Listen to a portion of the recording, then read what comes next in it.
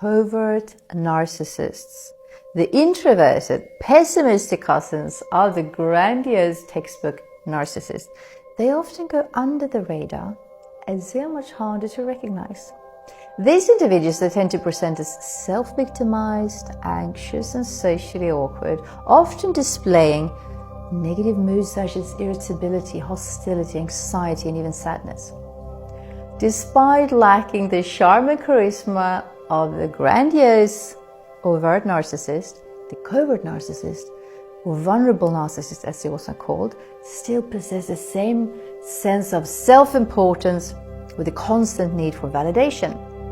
Their arrogance manifests in a contemptuous, gloomy sharing of their supposed gifts that went unacknowledged. All the things that they would have accomplished if it wasn't for all the bad luck and numerous injustices they've had throughout life that they've been subject to. They show up and sometimes as this toxic friend to criticize and put down everyone who takes risks, pursue their dreams or just have fun.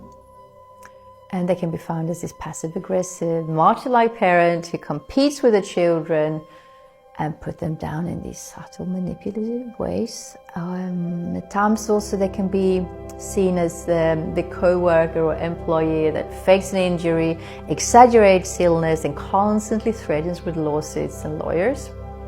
And at times you can see them as this fake altruistic helper who complains about how their self-sacrifice, empathy and generosity hasn't been properly acknowledged and appreciated.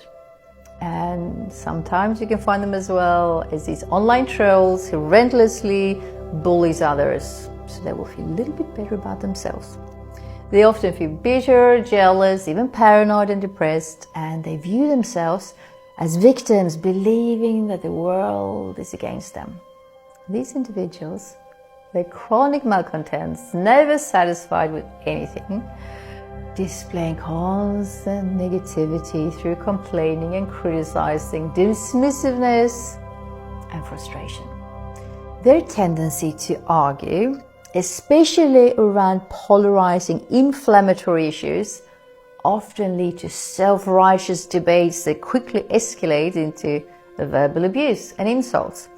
Their judgmental nature arises from this sense of entitlement and their belief that they've been unfairly treated by life, fueling their toxic energy to judge judge everything from other people's political views to appearance to life choices.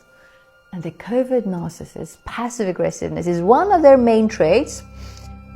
Unlike the grandiose, malignant counterparts who openly attack, they opt for a more covert approach, expressing their disdain through subtle jabs and resentment.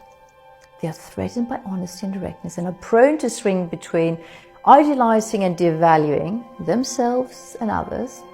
They often deny and dismiss the feelings of others and can lash out in rage for any type of perceived criticism. Covert narcissists often make unreasonable demands, belittle and blame others, exploit and attack vulnerabilities, and play on sympathies.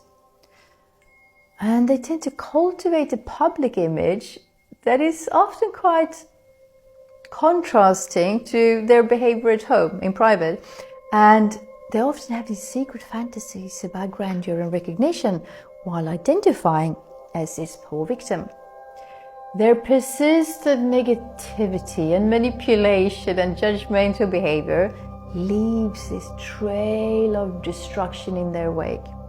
They isolate the victims from the outside world, even more so than the overt narcissists, making it hard for their victims to get help and break free. And they also tend to feel worse and suffer more than overt narcissists, as it's not uncommon for them to suffer from depression, anxiety, paranoia, and even suicidal thoughts. Unfortunately, instead of being interested in real help, they're often addicted to having problems. That's how they get their narcissistic supply. And if they do go to therapy, it's common that it's just used in a way to get more attention and reinforce their identity as a victim and the victim mentality. And it can take even the most experienced therapists months before they recognize who they're actually dealing with. It's important to identify the signs and understand the dynamics of this type of narcissism to protect yourself and your loved ones as best as you can. If you are or suspect that you are subject to narcissistic abuse, sorry to have to break it to you, it's not going to get any better. They're not going to change, you can't save them, and you are not going to heal and get your self-esteem back unless you take action. There's a lot of different helps that you can get, and should you want my help to heal, click the link in my bio.